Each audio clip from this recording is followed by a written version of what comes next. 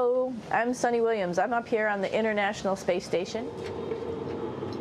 So this is Node 2. This is a really cool module. Of course, most of these modules you'll see they have 4 sides and they're put together. That way we could sort of work on a flat plane, either a wall, a floor, another wall, or the ceiling. But you know, again, all you have to do is turn yourself and your reference changes. The reason I'm bringing that up is because this is where 4 out of 6 of us sleep. And so people always ask about sleeping in space. Do you lie down? Are you in a bed? Not really, because it doesn't matter. You don't really have the sensation of lying down. You just sit in your sleeping bag. So here's one sleep station right here. I'm going in right now. You can follow me if you want. So I'm inside. It's sort of like a little phone booth, but it's pretty comfy. I've got a sleeping bag right here that we sleep in, so we don't have sort of like a little bit of a cover. We don't fly all over the place. But you know, you can sleep in any orientation. I have it sleeping, feeling like I'm standing up right now, but like you saw, I'm on the floor. But it doesn't matter if I turn over and I sleep upside down. I can't have it, I don't have any sensation in my head that tells me that I'm upside down, so it really doesn't matter. The sleep station is also like a little office. We've got a computer in here. As you can see, we've got a couple little toys. I've got some books. I've got some clothes and other things that make it sort of like home. I'm coming out. And just for reference, that's one sleep station. This one's another. Right here. There's one on the ceiling, if you want to call it. Right here. And then there's a 4th on the other wall over here. So all of us sleep in a little bit of a circle. All right, come on back. There's more to show you.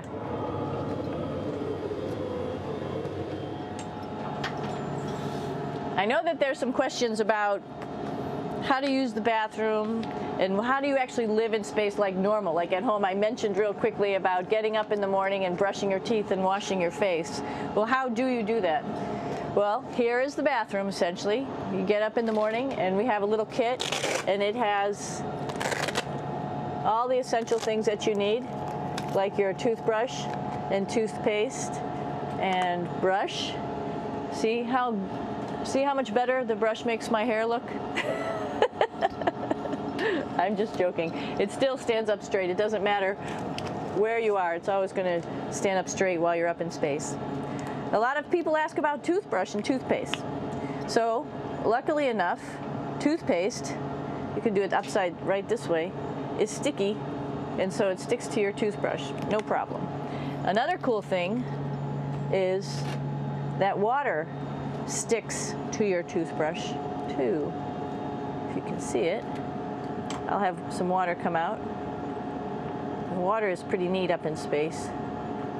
It'll stick to your toothbrush and it will make a big bubble. And that's just by surface tension. And then you can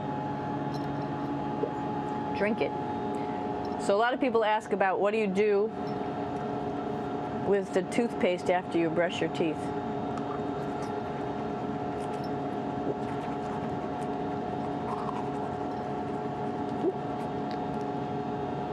Two options. Swallow it, and it's sort of like mouthwash, but it tastes a little gross. Or you can just spit it out in a paper towel, and then you don't have to worry about it. Swallowing thing I wouldn't recommend at home. I'm only up here for 4 months, so it's not that bad. One of the most pressing questions about living in space, of course, is the bathroom. So let's take a look at that little piece of work. Come on in.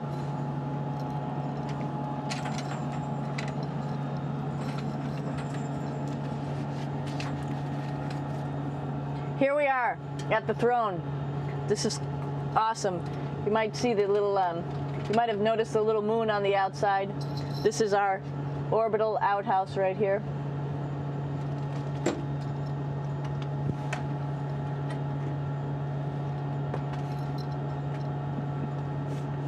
And of course, it serves for two functions. Number 2, right here. I'll show you. But you see it's pretty small, so you have to have pretty good aim, and you'll be ready to make sure things get let go the right direction. And it smells a little bit, so I'm closing it up. And that's of course for number 2.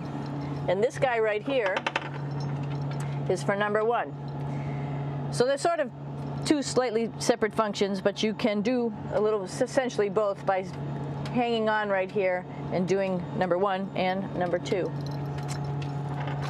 I might add it's color coded, so you really don't get it mixed up, which is nice. This is yellows for number 1.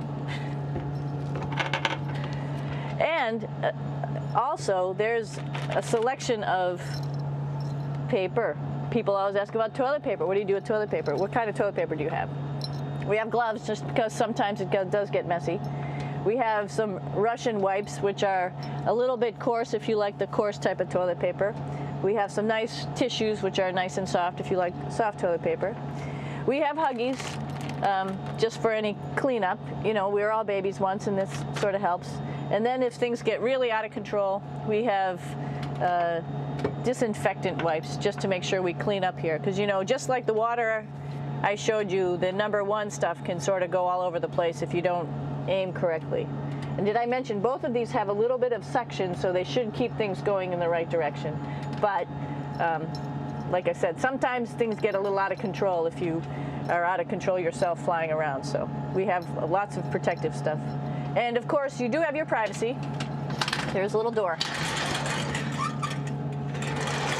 so other people know that you're in there. Here's a pretty cool place. This is sort of like in your house where everybody meets in the morning. After you wash your face, brush your teeth, you want to find something for breakfast. And this is our kitchen. You might notice there's all sorts of foods here. It's like opening the refrigerator. You got all your different stuff that you want to have: drinks, meats, eggs, vegetables, cereals, bread, snacks. And that's a good place. That's where you find all the candy.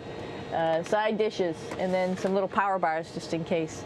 So we have all this type of food. Some of it is dehydrated, and so we have to hydrate it, fill it up with water. Some of it is already made, and then all we have to do is heat it up. So something like this, I'm pulling out barbecued beef brisket.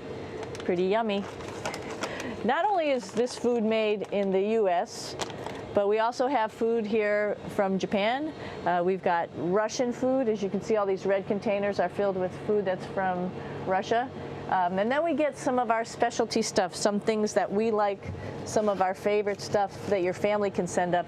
In fact, I like fluffernutters, and so I got sent up some fluff so I could make my fluffernutter with peanut butter. So you have a lot of food up here, no problems.